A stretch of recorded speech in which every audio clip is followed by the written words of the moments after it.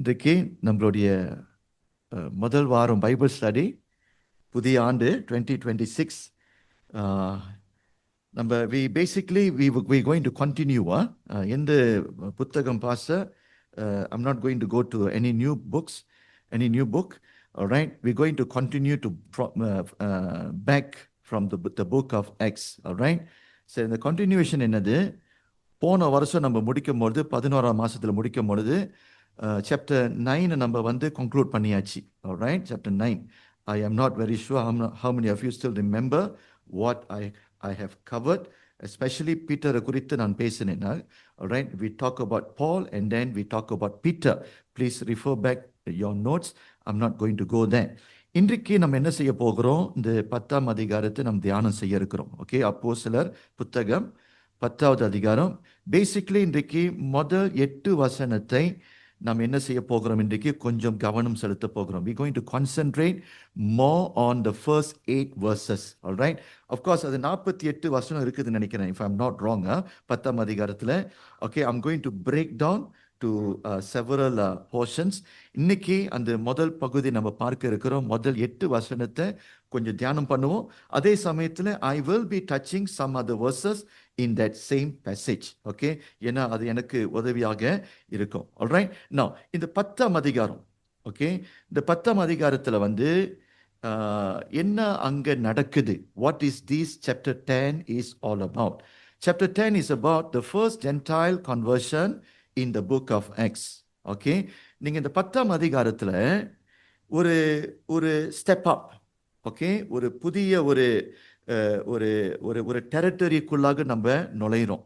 நான் ஏன் ஒரு ஸ்டெப் அப், ஒரு புதிய டெரிட்டரி நான் சொல்றேன்னா, நீங்க மறந்து போகக்கூடாது. அப்போஸ்தலர் 1ஆம் அதிகாரம் 8வது வசனத்துல இயேசு சீடர்களை பார்த்து சொல்றாரு, பரிசுத்த ஆவியானவரை நீங்கள் பெற்ற பிறகு என்ன நடக்க போகுது, இந்த சுவிசேஷம், இந்த ரட்சிப்பு பரவ போகுது என்று சொன்னார்.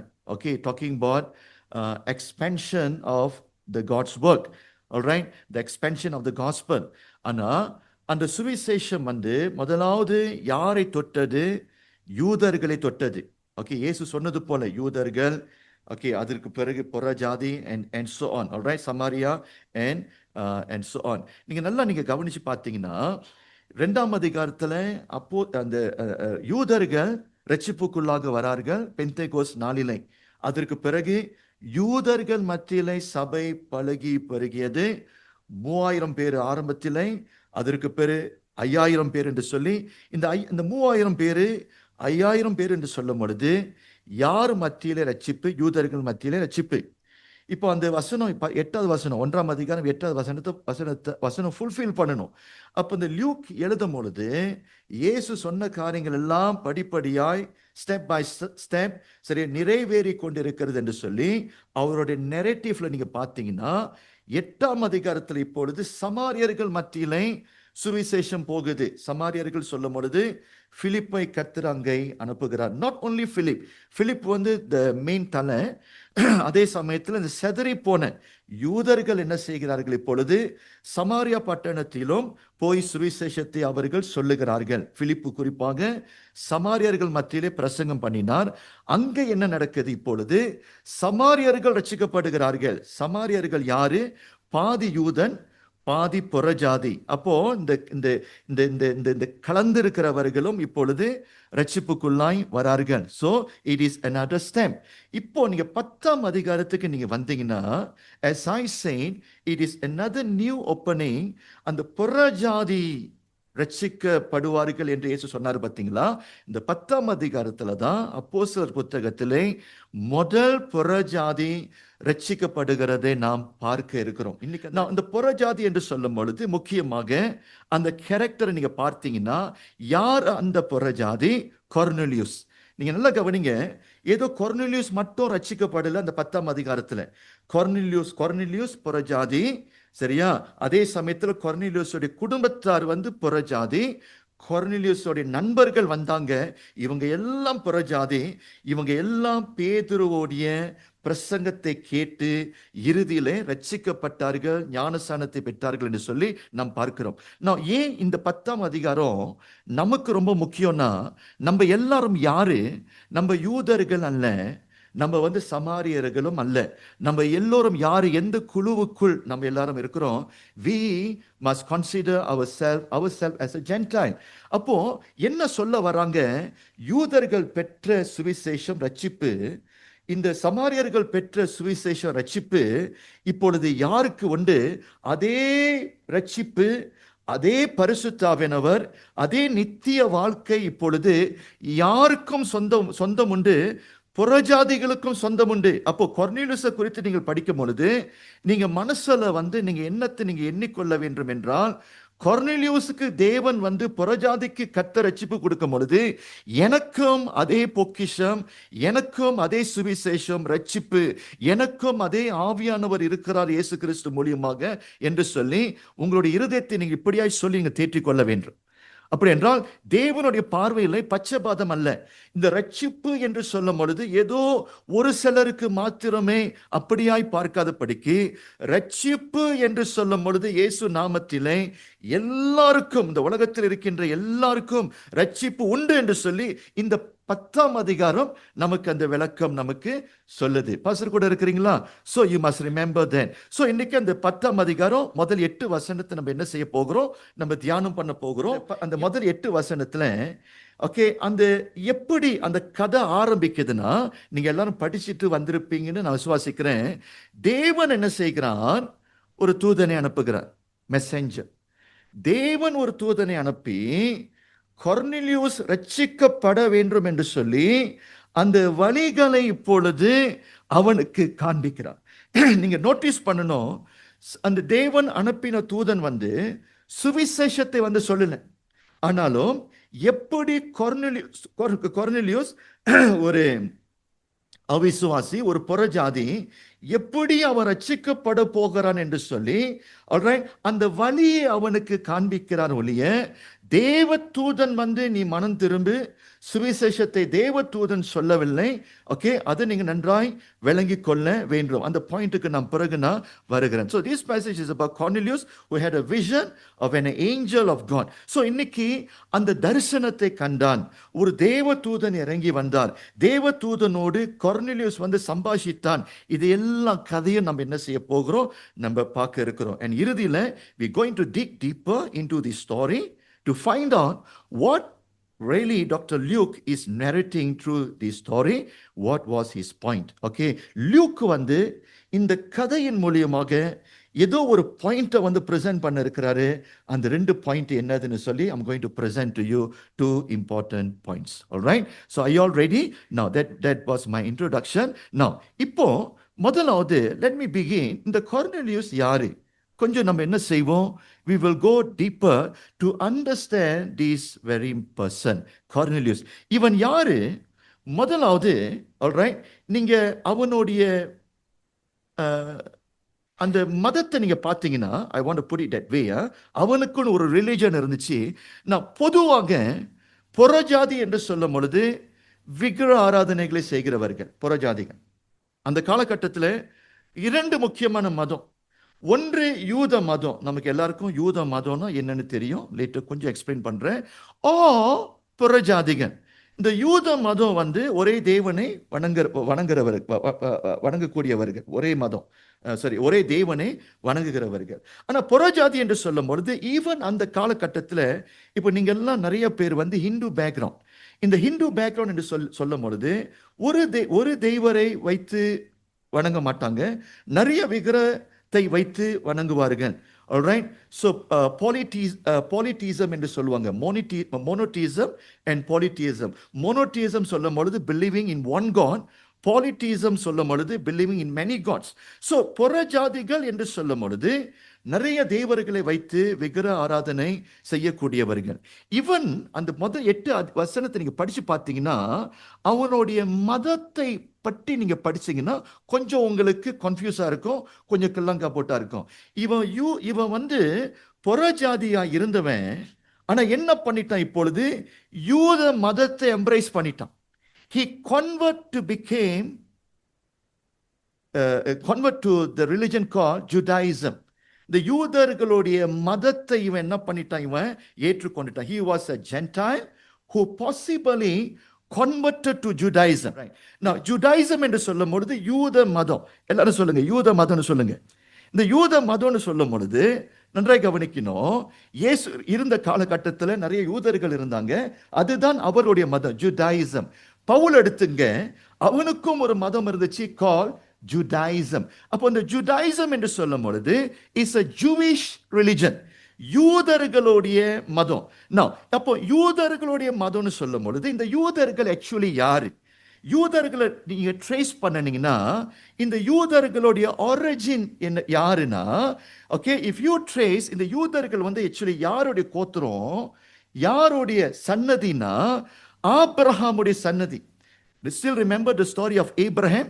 ஆபிரகாமுக்கு ஒரே மகன் ஈசாக்கு. ஈசாக்கு 2 பிள்ளைங்க, யாக்கோப்பும் ஈசாவும். Right, Abraham, Esau, and then ஜேக்கபோடைய வம்சத்தார் தான் இந்த யூதர்கள். அப்போ இந்த யூதர்கள்னா யாரு? ஆபிரகாமுடைய சன்னதி, pretty clear. And then இந்த யூதர்களுடைய தெய்வம் யாரு? ஒரு தெய்வம் என்று சொல்லும் பொழுது நீங்க யூதர்களை பார்த்து, ஈவன் இன்னைக்கு நீங்க யூத நாட்டுக்கு போனீங்கன்னா இந்த யூதர்களை பார்த்து உங்களுடைய தெய்வம் யார் என்று கேட்டீங்கன்னா யூதர்கள் என்ன சொல்லுவார்கள்? நாங்கள் ஒரே தெய்வத்தை நாங்கள் வணங்குறோம்னு சொல்லுவாங்க.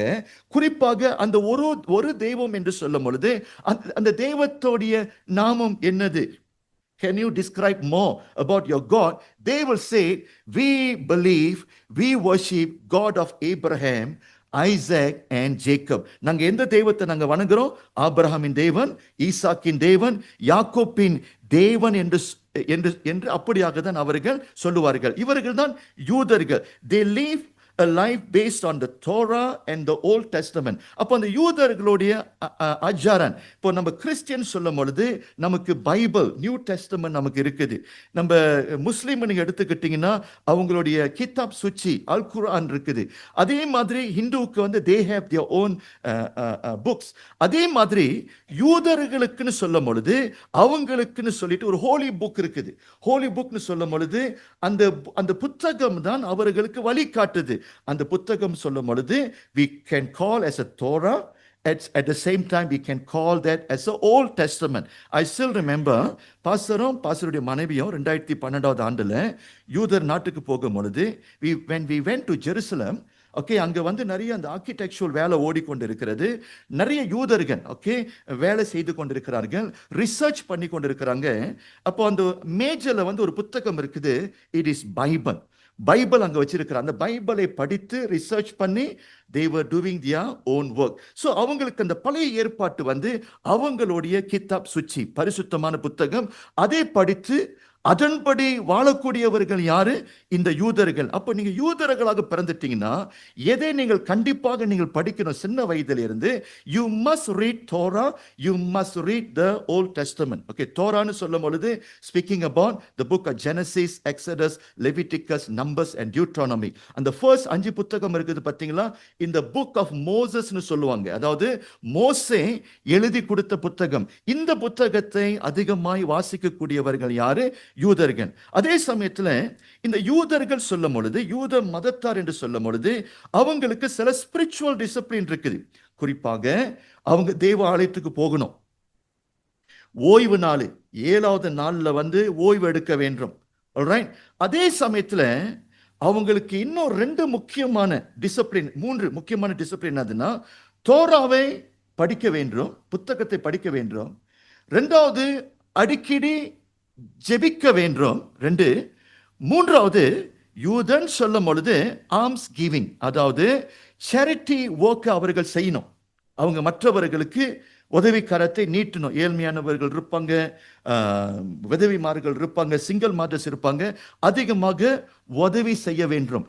அப்போ யாராவது இந்த யூத மதத்துக்குள்ளாய் வந்துட்டாங்கன்னா this will be their worldview, this will be their lifestyle. Okay, they are very much controlled by this this religion called Judaism. இருக்குதா இல்லையா? அப்போ இவன் என்ன பண்ணிட்டான், இந்த கார்னேலியஸ் எல்லா விக்கிரக ஆராதனை விட்டுட்டு, for some reason I am not very sure how he converted, he became a person who embraced a religion called Judaism. All right, now இப்போ நீங்க என்ன செய்யுங்க, ஒரு சில வசனத்தை நம்ம படிப்போம். நம்ம அந்த 1ஆம் அதிகாரத்துக்கு வாங்க, அந்த 10ஆம் அதிகாரத்துக்கு வாங்க. In that context, in that background, நீங்க ஒரு 2 வசனத்தை வாசிங்க. இத்தாலியா பட்டாளம் என்னப்பட்ட பட்டாளத்திலே 100க்கு அதிபதியாகிய கொர்நேலியு என்னும் பேர் கொண்ட ஒரு மனுஷன் செசரியா பட்டணத்திலே இருந்தான். அவன் தேவ பக்தியுள்ளவனும் தன் வீட்டார் அனைவரோடும் தேவனுக்கு பயந்தவனுமாயிருந்து ஜனங்களுக்கு மிகுந்த தருமங்களை செய்து எப்பொழுதும் தேவனை நோக்கி ஜெபம் பண்ணி கொண்டிருந்தான். ஓகே, மேபி இன்னொரு வசனத்தை நீங்க வாசிங்க, அந்த அடுத்த வசனத்தை வாசிங்க. I want to say something. பகலில் ஏறக்குறைய 9ஆம் மணி நேரத்திலே தேவனுடைய தூதன் தன்னிடத்தில் வரவும் கொர்நேலியுவே என்று அழைக்கவும் பிரத்யட்சமாய் தரிசனம் கண்டு அவனை உற்று பார்த்து பயந்து, ஆண்டவரே, என்ன என்றான். அப்பொழுது அவன், உன் ஜெபங்களும் உன் தருமங்களும் தேவனுக்கு நினைப்பூட்டுதலாக அவர் சந்நிதியில் வந்து எட்டி இருக்கிறது. ஓகே, போதும். இவன் எப்படிப்பட்டவன்? அவனுடைய கேரக்டரிஸ்டிக்கை நீங்க பார்த்தீங்கன்னா, இவன் எப்படிப்பட்ட உள்ள ஒரு மனுஷன்? நல்ல ஒரு மனுஷன், நல்ல மனுஷன். சரியா சொன்னாங்க, நல்ல மனுஷன். கடவுளுக்கு பயப்படுகிற ஒரு செஞ்சுரியன், ஒரு 100க்கு அதிபதி. ரைட்? கார்னேலியஸ் 100க்கு அதிபதி. அப்படின்னா பழைய மதத்திலேருந்து இந்த மதத்துக்கு வந்தான் பாருங்க. இந்த மதத்துக்கு வந்த பிறகு அந்த மதத்திலே இவன் உண்மை உள்ளவனாக இருக்கிறான். ஒரு கேஷுவல் பிலீவரா இல்லை, இதை கற்று அறிய வேண்டும், எப்படியாவது இதன்படி வாழ வேண்டும் என்று சொல்லி ஒரு முழுமையாக தன்னுடைய வாழ்க்கையை இந்த ஜுடாயிசம் மதத்துக்கு ஒப்பு கொடுத்து நல்லவனா இவன் வாழுகிறான், நல்லவனாக இருக்கிறான்.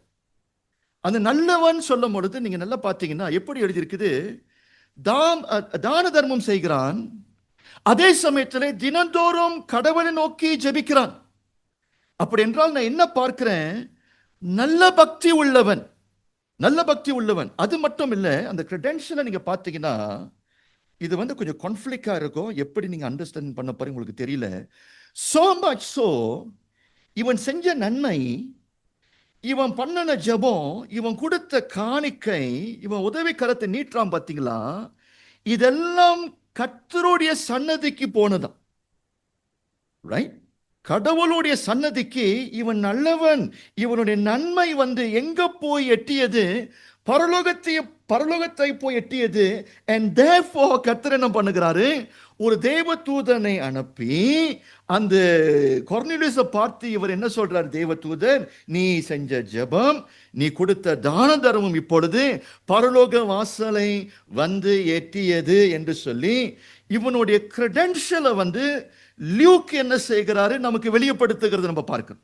அப்படி என்றால் பிரியமானவர்களே, இவன் நல்ல ஒரு மனுஷன் என்று சொல்லலாம். Okay, man with piety, a good man. அப்படியாக தான் நாம் பார்க்கிறோம். பட் இதுல ஒரு கேட்ச் இருக்குது. லியூக் என்ன சொல்ல வராரு? ஆக்சுவலி அவனுடைய மேன்மை, அவனுடைய அந்தஸ்து, அவனுடைய ஸ்தானம், அவனுடைய தரம், இதெல்லாம் சொல்ல வரார். உண்மை. அதோட நம்மை சிந்திக்க வைக்கிறாரு, உங்களையும் என்ன சிந்திக்க வைக்கிறாரு. as a reader, anybody read this, ஒரு கன்க்ளூஷனுக்குள்ளாக வரணும், இவன் ரட்சிக்கப்படாதவன்.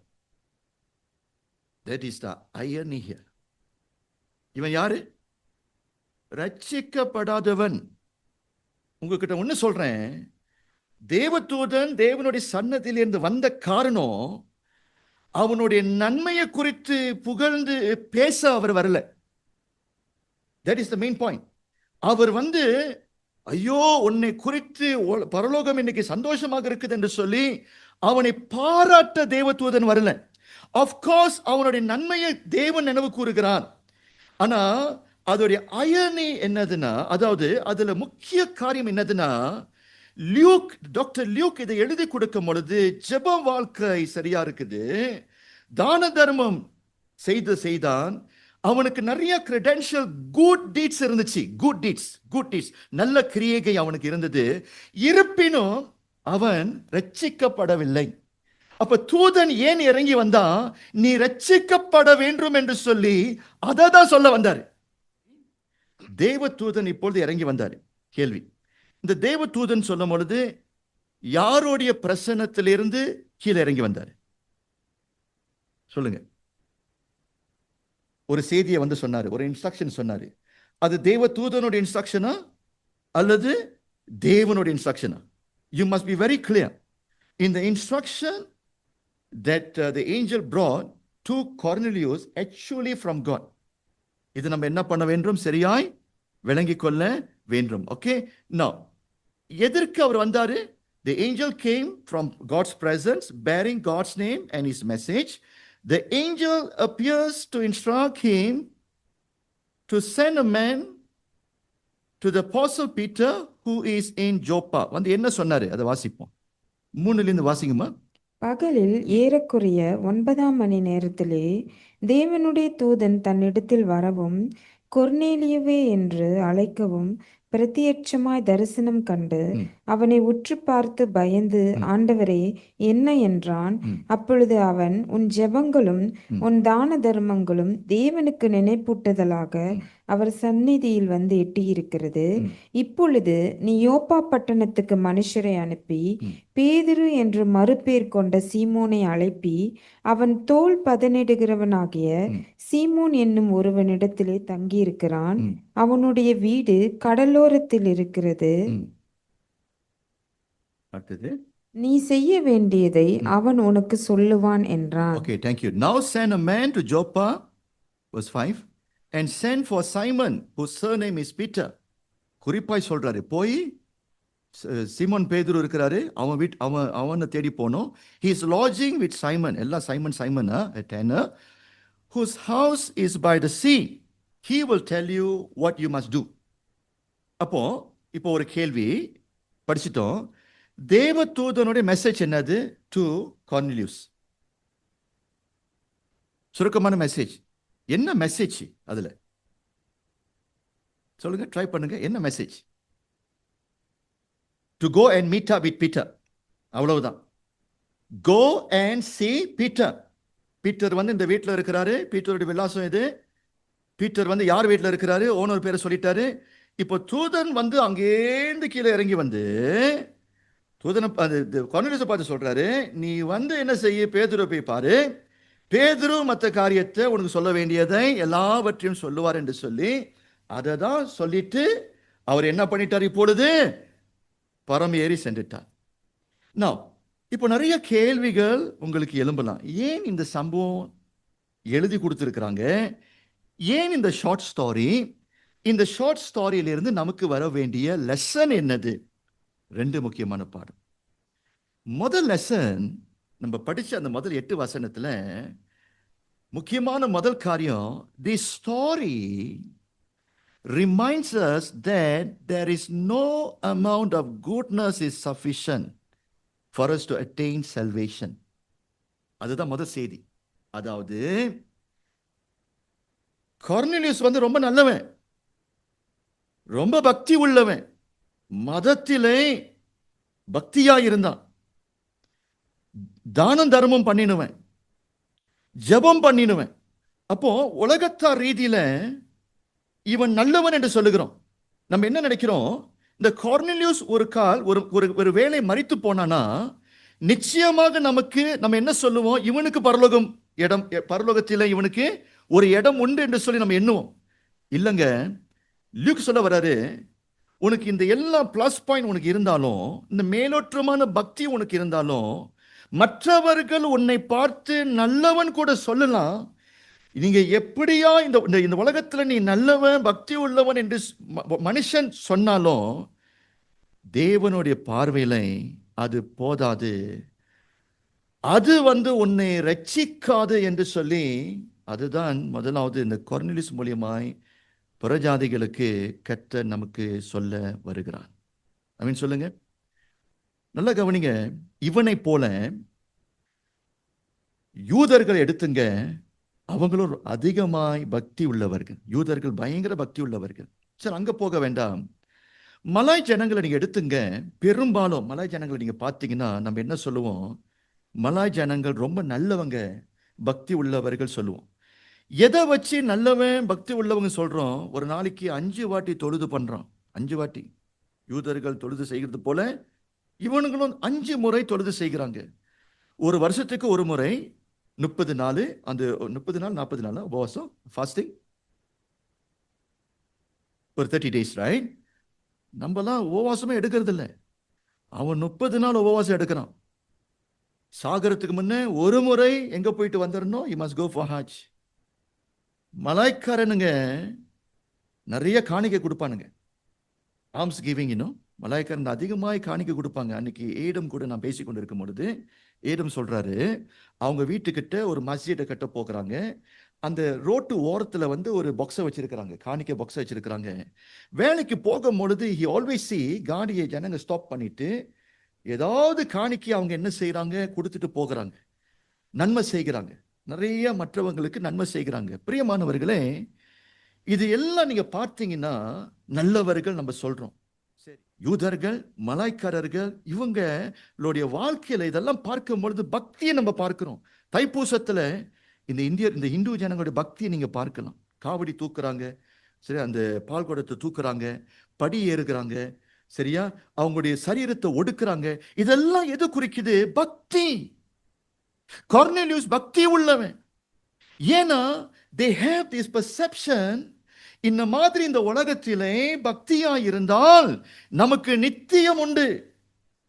இந்த மரணத்துக்கு பிறகு இந்த தேவனை நான் அடைய வேண்டும் என்றால், in order for me to attain that God, in order for me to go to that holy place, a blissful place, நான் இந்த உலகத்திலே நான் பக்தியாக இருக்க வேண்டும், நன்மை செய்யணும், புண்ணியம் செய்யணும், ஜெபிக்கணும், and so on. கொர்னேலியுஸா இருக்கலாம், யூதர்களாக இருக்கலாம், நீங்க முஸ்லிமா இருக்கலாம், நீங்க பக்தி உள்ள இந்துவா இருக்கலாம். இன்னைக்கு மெசேஜ் என்னது? கொர்னேலியுஸ்க்கு வந்து ரட்சிப்பு தேவைப்படுது. I want to add something here. நான் உங்களுக்கும் நான் சொல்றேன், உங்களுக்கும் சர்ச்சுக்கும் நான் சொல்றேன், சர்ச் ரட்சிப்புன்னு சொல்லும் பொழுது it is not straight forward. இன்னைக்கு நீங்களும் என்ன நினைக்கணும், if this was the condition to them, இன்னைக்கு நிறைய கிறிஸ்தவர்களுக்கு வந்து கிறிஸ்த வாழ்க்கை வந்து ஒரு மதமாக இருக்குது. நம்ம என்ன நினைக்கிறோம், இவங்கெல்லாம் ரட்சிக்கப்படல, சரி, நாங்கள் கிறிஸ்தவங்க, எங்களுக்கு ரட்சிப்பு உண்டுன்னு சொல்லி உறுதியா வாழலாம். நான் உங்களையும் நான் அதே குரூப்ல நான் சேர்த்துக் கொள்ளுகிறேன். உங்களுடைய வாழ்க்கை நீங்கள் பரிசோதிச்சு பார்க்கணும். சில நேரத்தில் வந்து நம்மளும் என்ன செய்கிறோம், மற்றவர்கள் கடமைக்கு செய்கிறார்கள், ஏதோ ஒரு பக்தி பேர்ல செய்து கொண்டிருக்கிறோம். நீங்களும் ஜெபிக்கிறீங்க, அவங்களும் ஜெபிக்கிறாங்க, நீங்களும் வேதாகமத்தை வாசிக்கிறீங்க, அவங்களும் வேதாகமம் வாசிக்கிறாங்க, அவங்களும் பள்ளிவாசலுக்கு போறாங்க, நீங்க சபைக்கு வரீங்க. That doesn't mean நீங்க ரட்சிக்கப்பட்டுட்டீங்கன்னு சொல்லவே முடியாது. நீங்க கவனமா இருக்கணும். That is why God himself sent an angel to let him know, even though உன்னுடைய ஜெபங்கள் மேல வந்தாலும் you must understand, இன்னும் ரட்சிக்கப்படல. ஒரு சிலர் ஒரு நியாயமான ஒரு கேள்வி கேட்கிறாங்க, பாஸ்டர் நீங்க நல்லா கவனிக்கணும் பாஸ்டர், இவனுடைய ஆர்ம்ஸ் கிவிங் அண்ட் பிரேயர் எங்க போய் எட்டியது? பரலோகத்தை போய் எட்டியது. How can you say இவன் ரட்சிக்கப்படலன்னு எப்படி உங்களால சொல்ல முடியும்? Logic question, right? கடவுள் வந்து பாவியோடைய ஜெபத்தை கேட்க மாட்டாரு, இவனுடைய ஜெபம் கேட்கப்படுது. அப்படின்னா ஒரு வகையில் நம்ம என்ன நினைக்கிறோம், this man qualify, okay, or he has been saved அப்படின்னு சொல்றோம். இல்ல, it is not the case. நீங்க பைபிளை நீங்க படிச்சு பார்த்தீங்கன்னா, ஜீசஸ் மலை பிரசங்கத்தில் என்ன சொல்றாரு, நன்மை செய்கிறவனுக்கும் தீமை செய்கிறவனுக்கும் நல்ல தெய்வன் பிதா என்ன பண்ணுகிறார், மலையை கொடுக்கிறாரு. இன் தட் கிரவுண்ட் அன்பிலீவர்ஸோட ஜெபத்தை கடவுள் கேட்பாரா? நிச்சயமா கேட்பாரு. ஏன்னா எல்லாரும் அவருடைய பிள்ளைகளாக இருக்கிறோம். ரட்சிக்கப்படல, தேவன் படைத்த படைப்பாளிகளாக இருக்கிறோம். ஒன்று, ரைட்? ஒரு கருத்தை நான் சொல்றேன், மனுஷனை வந்து எப்படி நீங்க வியூ பண்ணணும். மனுஷனை ரெண்டு எக்ஸ்ட்ரீம் இருக்குது. மனுஷன் வந்து மிருகம் இல்லை. You must always remember that. அவ்வளவு கீழே மனுஷன் நீங்க கொண்டுட்டு வரக்கூடாது. அதே சமயத்தில் நீங்க மறந்து போயிடக்கூடாது, மனுஷன் வந்து தேவன் இல்லை. இன்னொரு எக்ஸ்ட்ரீம். பட் மனுஷனை தேவன் படைக்கும் பொழுது மனிதனை தேவன் யாருடைய சாயலை உண்டாக்கினாரு? தேவனுடைய சாயலை உண்டாக்கினாரு. நினைவே பட்டணத்துக்கு கர்த்தர் யார் அனுப்புறாரு? ஜோனாவை அனுப்புறாரு. நினைவே பட்டணத்தை இருந்து புறஜாதிகள், தேவனை அறியாதவர்கள். ஆனா செய்தியை கேட்ட பிறகு அவர்கள் தாங்களை என்ன பண்ணினார்கள்? அடக்கி ஒடுக்கி சரியா தாழ்த்தி தேவனை நோக்கி கூப்பிட்டார்கள். தேவன் என்ன பண்ணினார்? இறங்கி வந்து வலது கரத்துக்கும் இடது கரத்துக்கும் வித்தியாசம் அறியாத என் ஜனவம் என்று சொல்லி புறஜாதிகளை கர்த்தர் பார்த்து சொன்னாரு. ஆல்ரைட். சோ கர்த்தர் அவர்களையும் என்ன பண்ணுகிறாரு? சரியா, ரட்சிக்கப்படலன்னு எனக்கு தெரியும். சரியா, நித்தியத்தை அவர்கள் அடைய முடியாதுன்னு எனக்கு தெரியும். ஆனா இவங்க எல்லாம் ஒரு நாள் மனம் திரும்ப வேண்டும் என்று சொல்லி God is so patient. God is still in control of them. God is still providing for them. God is still blessing them. இதை நம்ம மறந்து போகக்கூடாது. ரைட்டு தானே? இப்போ கிறிஸ்தவங்க போய் வேலை செஞ்சாதான் வருமானம் வருதா? ஏன் சீனா வந்து வேலை செய்யலன்னா செஞ்சு வருமானம் வரலையா? உங்களுக்கு வருகிற வருமானம் அவனுக்கும் வருது. அப்படி என்றால் உனக்கு நீ என்ன நன்மையை பார்க்கிறியோ அவனுக்கும் அதே நன்மை. ஏன் கிறிஸ்துவனுக்கு மட்டும் தான் குடும்பமா? அவிசுவாசிகளுக்கும் என்ன இருக்குது? குடும்பம் இருக்குது. ஏன்னா மனிதர்கள் பொதுவாகவே தேவனுடைய சாயலிலே உண்டாக்கினபடினால் God has certain obligation to hear them. அதே மாதிரி தான் இங்கே கத்து சொல்றாரு. சரி, உன்னுடைய பக்தியெல்லாம் பார்த்து இதெல்லாம் மேல வந்திருக்குது, சரியா, ஆனா இதெல்லாம் போதாது, நீ ரட்சிக்கப்பட வேண்டும் என்று சொல்லி ஒரு தேவ தூதனை கர்த்தர் என்ன பண்ணினாரு? அனுப்பினார். ஆமென். சோ நல்ல கவனிக்கணும்.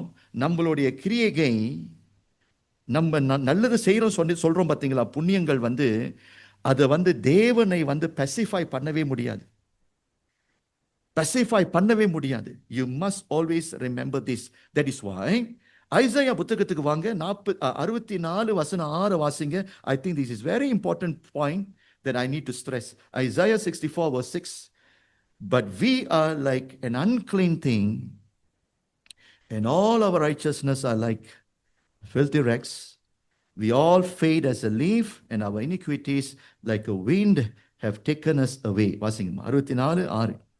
நாங்கள் அனைவரும் தீட்டானவர்கள் போல இருக்கிறோம். நம்ம அநேகரும் தீட்டு உள்ளவர்களாக இருக்கிறோம். எங்களுடைய நீதிகள் எல்லாம் அழுக்கான கந்தை போல இருக்கிறது. நாங்கள் அனைவரும் இலைகளைப் போல் உதிருகிறோம். எங்கள் அக்கிரமங்கள் காற்றை போல் எங்களை அடித்து கொண்டு போகிறது. நம்ம எல்லோரும் பாவிகளாக இருக்கிறோம். The best deeds, இன்னைக்கு நான் சொல்றேன், இந்த சபையில ஊழியம் பண்ணுகிற உங்களுக்கு நான் சொல்றேன், நம்ம சில நேரத்தில் லீடர்ஸ் வந்து can be very misleading. Leaders நல்லா கவனிங்க. I am serving God. நான் நல்லா தான் சபைக்கு வந்து கொண்டு இருக்கிறேன். I am giving the tithe. I am doing this, I am doing that. சர்ச்சில் வந்து நான் ப்ரீச் பண்றேன். Even the pastor. நான் சொல்றேன், என்னுடைய all my deeds, all my best deeds கடவுளுடைய பார்வையில அது எப்படியாக இருக்குது? அழுக்கு கந்தையாக இருக்கிறது. By the way, you must understand, அழுக்கு கந்தை என்று சொல்லும் பொழுது, ஆல்ரைட், அந்த அந்த அந்த அழுக்கு கந்தை இங்கிலீஷ்ல வந்து you will see filthy rags. அந்த filthy rags வந்து ஐசாயா தி ப்ராஃபட் எதை சொல்றாரு? பெண்களுடைய அந்த அவங்களுக்கு அந்த பீரியட் வரும் பொழுது they will change the pad, right? He is talking about that. Your best deeds, நீ ஜெபம் பண்ணணும்னு சொன்ன பத்தியா, நீ தான தர்மம் பண்ணணும்னு சொன்ன பத்தியா, வந்து ஊழியம் பண்ணணும்னு சொன்ன பத்தியா, அது எல்லாம் தேவனுடைய பார்வையில் எதிர்கொப்பாக இருக்குது. அந்த அழுக்கு கந்தைக்கு ஒப்பாக தான் இருக்குது என்று கர்த்தர் அதை சொல்லுகிறாரு. அப்படி என்றால் தேவனுடைய பார்வையில் நீ யூதனாக இருக்கலாம், முஸ்லீமா இருக்கலாம், நீ வந்து ஹிந்துவா இருக்கலாம், நன்மை செய்யக்கூடிய மனுஷனாக இருக்கலாம், morally you can say I am doing good things, but you must understand தேவனுடைய பார்வை நம்ம எல்லோரும் பாவிகளாக இருக்கிறோம். அவருடைய அந்தஸ்துக்கு நம்ம வரவே முடியாது. Can you see how low we are? We are so low. So இது வந்து நமக்குள்ளாக ஒரு awareness கொண்டுட்டு வர வேண்டும். நமக்கு அந்த ஒரு pride இருக்கக்கூடாது. கிறிஸ்தவங்க சொல்லுவாங்க, நான் பண்ணின ஜெபம், நான் பண்ணின உபவாசம், நான் பைபிள் படிச்சேன் பாஸ், கற்றுக் கொடுத்தேன் பாஸ், and therefore நடந்துச்சு. No, it is all because of his grace. இந்த vocab நம்ம மறந்து போயிடக்கூடாது. இந்த லாங்குவேஜ் நம்ம மறந்து போயிடக்கூடாது. இது நமக்குள்ளாக இருக்க வேண்டும். It is not you, sir. It is all because of Christ, which I'm going to cover later on. It is not you. அதான் பவுல் சொல்றாரு, இனி வாழ்வது நான் அல்ல. It is not me. It is all about Christ and His righteousness, His goodness. இந்த சிந்தை நமக்கு வந்துருச்சுன்னா we will be very humble people. And it will be very easy for us to become a united group because we all in the same boat. இன்னைக்கு ஏன் சபைக்குள்ளாய் வித்தியாசங்கள், ஏன் சபைக்குள்ளாக நமக்குள்ளாக வேறுபாடு? We are thinking I am greater than you, I am better than you. But in fact, as I'm saying here, look at Cornelius, the best product. And I want to say he was the best human being, the best of the best. And the best of the best பார்த்து சொல்றாரு, that is not enough. That is not enough. That is not enough என்று சொல்லி கர்த்தர் நமக்கு சொல்ல வராரு. So that means you must understand, இதிலே நமக்கு என்ன அண்டர்ஸ்டாண்ட் பண்ணுது? We are so low. We are tainted actually. Even though we are bearing the image of God, end of the day we are tainted. Tainted என்று சொல்லுவாங்க. நேற்று என் மக வந்து என்ன பண்ணுனா, மெத்தையில் உட்காந்து படிச்சிருக்கிறான். பேன் இருக்குதுல, அந்த பெட்ஷீட்டில் விழுந்துருச்சு. பேனோட இங்க் இருக்குது பாருங்க, அது ஈஸியாக என்ன பண்ணிடும், அது அந்த கரையை உண்டாக்கிறோம். என்ன பண்ணியிருக்குது, இமீடியட்லி போய் வாஷ் பண்ணியிருக்குது. That's not belongs to her. அது ஹாஸ்டல் போய் வாஷ் பண்ணியிருக்குது. அது ஸ்டில் டெயின்டட். என்னதான் வாஷ் பண்ணனாலும் கரனா கரை. And because of first ஆதாம் ஏவாள் பாவம் செய்தபடினால் all of us tainted. All of us tainted. All right? Now ஒரு எக்ஸாம்பிள் நான் சொல்றேன். ஆர் ஸ்டான்லி ஒரு கதையை சொன்னாரு. He said about Abraham Lincoln. Abraham Lincoln யாரு? இன்னைக்கு அமெரிக்கா தேசத்துல நீங்க போய் ஒரு புள்ளி விவரம் எடுத்தீங்கன்னா, the best presidentனா they will say Abraham Lincoln. Right? நான் ஏப்ரஹாம் லிங்கன் அவருடைய வாழ்க்கையில் நடந்த ஒரு கதையை சொன்னார். Something very similar. ஒரு நாள் ஒரு தெருவில் அவர் போய் கொண்டிருக்கும் பொழுது அக்கம் பக்கத்தில் இருக்கிறவங்க எல்லாம் busy working, busy with your own stuff. அப்போ அவர் நடந்து போய் கொண்டிருக்கும் பொழுது ஒரு ஆட்டுக்குட்டி அந்த ஒரு செடியில் வந்து சிக்கிருச்சு. அப்போ நடந்து போகும் பொழுது அவர் மனசில் என்னறாரா, அது சிக்கி இருக்குது, அது கத்தி கொண்டு இருக்குது, ஒருத்தனும் உதவி செய்யலைன்னு சொல்லிட்டு இவர் என்ன பண்ணினாரு, இறங்கி ஆட்டுக்குட்டியை விடுதலை பண்ணிட்டாரு. இப்போ அந்த ஆட்டுக்குட்டியை விடுதலை பண்ணின பிறகு அங்க அந்த காட்சியை பார்த்தவங்க ஏப்ரஹாம் லிங்கனை பார்த்து சொன்னாரு, எவ்வளவு நல்ல மனுஷன் அவரு, எவ்வளவு நல்ல மனுஷன், எவ்வளவு நல்ல மனசு அவருக்கு இருக்குதுன்னு சொல்லி அவனுடைய இறக்கத்தை குறித்து ரொம்ப பெருமையா பேசினாங்களாம். அதை யார் ஓவர்ஹர்ட் பண்ணிட்டா? ஏப்ரஹாம் லிங்கன் ஓவர்ஹர்ட் பண்ணிட்டாரு. எல்லாம் என்ன சொன்னாங்க, அவனை பார்த்து நல்லவன், இரக்கம் உள்ளவன் என்று ஜனங்கள் சொன்னார்கள். அதற்கு ஆபிரகாம் லிங்கன் சொன்னாரா, பாருங்க, மேலோற்றமா பார்க்கும் பொழுது ஆபிரகாம் லிங்கன் நல்ல மனசு உடையவன். ஆட்டுக்குட்டி என்ன பண்ணிட்டாரு, காப்பாத்திட்டாரு. ஆனா ஆக்சுவலி அவர் சொன்னாரு, நான் ஏன் காப்பாத்தினா, ஏதோ நல்லவன் இல்லை, நான் அதை காப்பாத்தாம வீட்டில் போய் நான் படுத்தேன்னா தூக்கம் வராது. கான்சியஸ்ல I will feel very guilty. என்னுடைய தூக்கம் கட்டு போயிடும்னு சொல்லி, என் தூக்கத்துக்கு கெடுது வரக்கூடாதுன்னு சொல்லி நான் என்ன பண்ணேன்னு காப்பாத்தினேன். அப்போ நல்லா கவனிங்க, நீங்க எல்லாம் நன்மை செய்யலாம், you can do the best thing. ஆனா உங்களுடைய நன்மையில அந்த மோட்டிவ் பிஹைண்ட் பார்த்தீங்கன்னா அந்த கரப்ஷன் நீங்க பார்க்கலாம். How many of you agree? You must agree that this is what gospel is all about. Your best deedsல வந்து என்ன இருக்குது, அந்த டெயிண்ட் மார்க் இருக்குதுன்னு சொல்லி நம்ம மறந்து போயிடக்கூடாது. பிகாஸ் நம்ம எல்லோரும் அந்த கருவில் நம்ம உண்டாக்கப்படும் பொழுது பாவத்திலே கர்ப்பத்தரிக்கப்பட்டவர்கள். That is why யோபு இப்படி சொல்றாரு. நான் இங்கிலீஷ்ல வாசிக்கிறேன். யோபு சொல்றாரு பாருங்க, யோபு 25:4 எழுதி கொள்ளுங்க, நீங்க வீட்டில் போய் வாசிங்க. ஜோபோடைய அந்த பெர்செப்ஷனை பாருங்க about men. How then, Job 25:4, யோபு 25:4, how then can a mortal be righteous before God? How can one born of woman be pure? வாசிக்கிறீங்களாம்மா? 25:4 வாசிங்க. இங்கிலீஷ், தமிழ்ல வாசிங்க. 25:4 வாசிங்க. இப்படி இருக்க மனுஷன் தேவனுக்கு முன்பாக நீதிமானாய் இருப்பது எப்படி? ஸ்திரீயினிடத்தில் பிறந்தவன் சுத்தமாய் இருப்பது எப்படி? You must realize this. Church, look at pastor. You must realize உங்களுடைய சிச்சுவேஷன், உங்களுடைய ஸ்பிரிச்சுவல் கண்டிஷன் நீங்க விளங்கிக் கொள்ளணும். All of us tainted, fall short of the glory of God. தேவ மகிமை நம்ம எல்லாரும் இழந்துட்டோம். நம்ம எல்லோரும் படும் பாவியாக இருக்கிறோம். You can never enter into that kingdom of God. You cannot get one with that God. Reconciliation நடக்கவே முடியாது. We are separated from God because of that sin. Alright? அது ஒரு காரியம் வெளிப்படுத்துது. நான் இன்னொரு காரியம் நான் பார்க்கிறேன். At the same time, அதே equation நீங்க பார்த்தீங்கன்னா, we are so low. இது நமக்கு என்ன சொல்லி கொடுக்குதுன்னா, லியூக் நமக்கு என்ன சொல்ல வராரு, அதாவது அந்த ஏஞ்சல் வந்து என்ன சொல்ல வராரு, ஏ look here boy, you are nothing, you must don't underestimate who God is. அவர் என்ன சொல்ல வராரு, our God is high and so mighty. It is not that straightforward.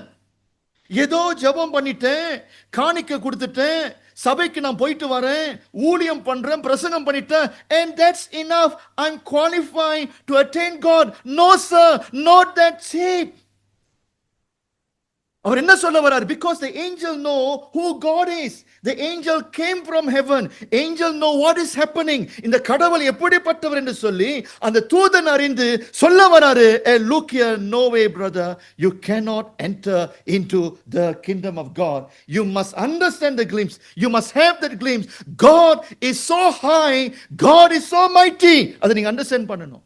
இன்னைக்கு அந்த அறிவு இல்லாதபடினா யூதர்களும் சரி, முஸ்லிமர்களும் சரி, இந்து ஜனங்களும் சரி, ஈவன் கிறிஸ்தவர்களும் சரி, ஒரு சில கிறிஸ்தவர்கள் சொல்றேன், இந்த அறிவு பக்குவம் இல்லாதபடினால் நம்மை குறித்து நம்ம பெருமை பாராட்டுகிறோம்.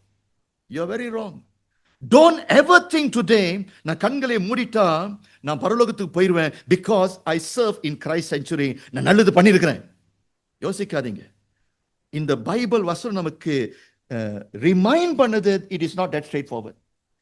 We are so low and God is so high and mighty. அந்த கான்ட்ராஸ்ட் நீங்க பார்க்கணும். அதுதான் சொல்ல வராரு. That is why he said, go and see Peter, he will tell to you. அது வருகிறதுக்கு, அது அடைகிறதுக்கு நீ என்ன பண்ணணும்னு சொல்லி பீட்டர் சொல்லுவான். ஆமென். alright, நான் இரண்டாவது லெசனுக்கு வருவோம்.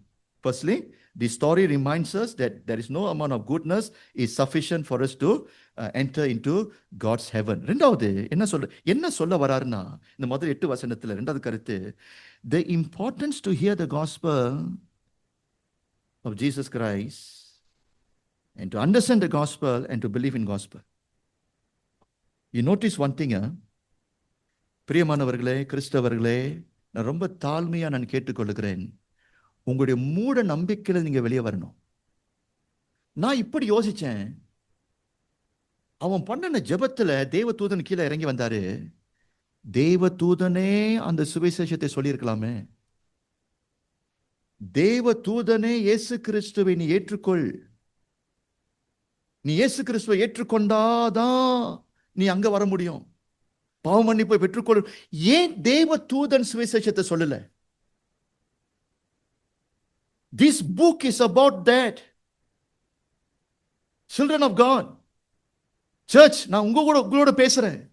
சுவிசேஷத்தை ரட்சிக்கப்படாதவர்கள் மத்தியிலே சொல்லுகிற வேலை தூதனுடைய வேலை அல்ல. அது அவனுடைய ஜாப் பிரிஸ்கிரிப்ஷன்ல இல்ல.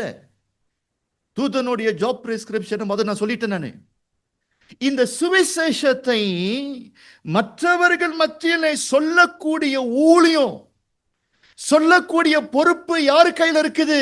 மனுஷர்கள், அதாவது ரட்சிக்கப்பட்டவர்கள். நீங்க தான் என்ன பண்ணணும்? சுவிசேஷத்தை மற்றவங்கிட்ட சொல்லணும், ஒழியே நாட் தி ஏஞ்சல். நம்ம எப்படி ஜெபிக்கிறோம்? ஆண்டவரே நாங்க ஜெபிக்கிறோம். பட்டணத்தில் நிறைய ஜனங்கள் ரட்சிக்கப்படாம இருக்கிறாங்க. இன்னைக்கு மன்றாடி ஜெபிக்கிறோம், ஆண்டவரே இந்த ஜனங்கள்லாம் ரட்சிக்கப்படணும். ஆண்டவரே உம்முடைய தேவ தூதர்களை அனுப்புங்க, இந்த தேவ தூதர்கள் வந்து சுவிசேஷத்தை சொல்லட்டும். இன்னும் சில ஷார்ட்கட் விசுவாசி என்ன பண்ணுவாங்கன்னா, ஆண்டவரே இன்னைக்கு நாங்க ஜெபிக்கிறோம், ஆண்டவரே இந்த ஜனங்கள்லாம் ரட்சிக்கப்படாம இருக்கிறாங்க, ஆண்டவரே நீர் வந்து தரிசனமாய் தோன்றி நானே வழி சத்தியமும் ஜீவனமாக இருக்கிறேன் என்று சொல்லி காட்சி காட்டுங்கன்னு சொல்லி நம்ம ஜெபிக்கிறோம். நானும் இந்த ஜெபத்தை எடுத்திருக்கிறேன். பொறுப்பை யார் கையில கொடுத்திருக்கிறாரு? நம்ம கையில, அதாவது ரட்சிக்கப்பட்டவர்களுடைய கையில கொடுத்திருக்கிறாரு மெண்டேட். நம்ம என்ன செய்யறோம்? அந்த வேலையை தூதனுக்கும் கர்த்தருக்கும் மற்றவங்களுக்கு இந்த வேலையை நம்ம கொடுக்கிறோம். தேவ தூதன் வந்து என்ன சொன்னாரு? இந்த விலாசத்துல சைமன் இருக்கிறாரு பீட்டரு, அவர் உனக்கு சொல்லுவார். And of course we know, அந்த அதிகாரம் முழுதும் படிச்சு பார்த்தீங்கன்னா பிறகு he shared the good news. And end of the day, இந்த குடும்பம் முழுவதும் கொர்நேலியுஸ் குடும்பத்தாரு மற்ற நண்பர்கள் எல்லாரும் சுவிசேஷத்தை கேட்டு அவர்கள் ரட்சிக்கப்பட்டார்கள். வாசிங்க ரோமர் 10ஆம் அதிகாரத்துக்கு வாங்க, 14. I think this is so important for us to understand. Romans chapter 10 verse 14. தமிழ்லே வாசிப்போம். அவரை விசுவாசியாதவர்கள் எப்படி அவரை தொழுது கொள்ளுவார்கள்? அவரை விசுவாசிக்காதவர்கள் எப்படி தேவனை தொழுது செய்வார்கள்? அவரை குறித்து கேள்விப்படாதவர்கள் எப்படி விசுவாசிப்பார்கள்? பிரசங்கிக்கிறவன் இல்லாவிட்டால், பிரசங்கம் பண்ணுகிறவன் இல்லனா எப்படி கேள்விப்படுவார்கள்? நியாயமான கேள்வி தானே. Can you see the step? How then shall they call on him in whom they have not believed? And how shall they believe in him of whom they have not heard? And how shall they hear without a preacher?